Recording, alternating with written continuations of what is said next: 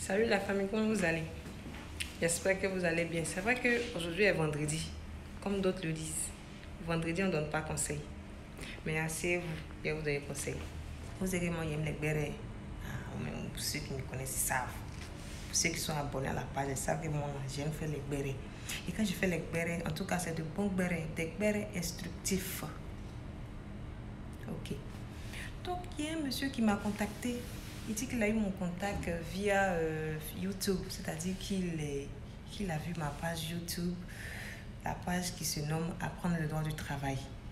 Voilà, où j'évoque mes compétences en droit du travail. Voilà.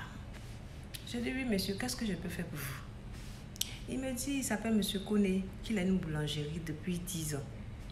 Mais ces derniers temps-là, il ne comprend pas ce travail-là. Il dit qu'il y a quand même une prime de fin d'année, appelée gratification. Donc il me demande, c'est quoi la gratification? Et puis cette prime, est-ce qu'il est obligé de payer ça? Parce que lui, ça fait 10 ans qu'il travaille avec ses employés, il n'a jamais payé cette prime-là. Hein? Donc lui, il ne comprend pas. Je lui ai répondu, je lui ai dit, monsieur, donc s'il comprend bien, vous sollicitez des informations concernant la gratification. Il dit, oui, madame. J'ai dit, ah, c'est ça là, vous avez frappé à la bonne porte. Je vous explique. Tout d'abord, notez que la gratification, c'est une prime de fin d'année. Elle est souvent appelée 13e mois dans certains pays. Elle a pour objectif de reconnaître l'effort du salarié et d'offrir un revenu supplémentaire pendant la période festive. Elle peut varier en fonction des politiques de l'entreprise et des réglementations locales. Mais elle vise généralement à récompenser le travail acharné et à contribuer au bien-être financier de l'employé pendant les périodes de célébration de fin d'année. Quant au caractère obligatoire ou non, il faut retenir que cela dépend de la législation du pays. En Côte d'Ivoire, comme dans certains pays, la gratification est obligatoire pour les secteurs d'activité qui ont ratifié une convention collective dans laquelle est prévue la gratification. Ainsi, certains secteurs d'activité comme les ONG, les associations à but non lucratif, le secteur de l'éducation ne sont pas astreints au paiement de la gratification ici en Côte d'Ivoire, chez nous les Ivoiriens ici. Donc quand il lui a expliqué comme ça, il me dit, waouh, madame, mais j'ai l'impression que la loi là, c'est favorable aux employés. Hein? Moi, c'est à nous les employés aussi. Parce qu'il faut payer et toujours payer la gratification de l'employé. Je dis, oh, mais monsieur, ne pensez pas comme ça.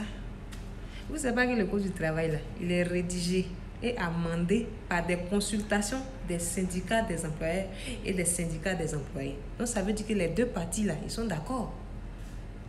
Il m'a dit, bon, madame, tout ce que tu as dit, là, j'ai compris. Mais vous m'expliquez aussi, gratification, là, comment on calcule ça même? J'ai dit, oh, mais ça, c'est un petit problème. Allons-y. La gratification, d'abord, là, notez que c'est 75% du salaire catégoriel. Minimum, hein? C'est-à-dire que l'employeur peut aller au-delà de ça. Tu peux faire 100%, ça n'engage que toi. Au contraire, c'est à l'avantage de l'employé. Voilà. Elle a dit ça, elle a dit, il dit, ah, mais c'est ça. Parce que investissez dans vos travailleurs. Comme ça, vous aurez une prospérité pérenne. Comme on le dit ici, rien ne se perd, rien ne se crée, tout se transforme. C'est comme ça. Sachez que tout investissement sur les travailleurs a des répercussions positives. C'est-à-dire que ça contribue à leur épanouissement. Et vous-même, vous allez voir le résultat. Et quand il lui a dit ça, il a dit, madame, en plus d'être chevronnée en droit du travail, vous êtes une très bonne experte en droit du travail. Et puis aussi, vous êtes une bonne conseillère en stratégie économique. Hein? Je viendrai vous voir. Mon nom est Sarah Kouyaté, votre conseillère en droit du travail. Alors n'hésitez surtout pas à me solliciter pour toutes vos préoccupations relatives à la gestion de votre entreprise. Car le droit du travail constitue un outil puissant à la gouvernance de toute entité qui se peut nommer.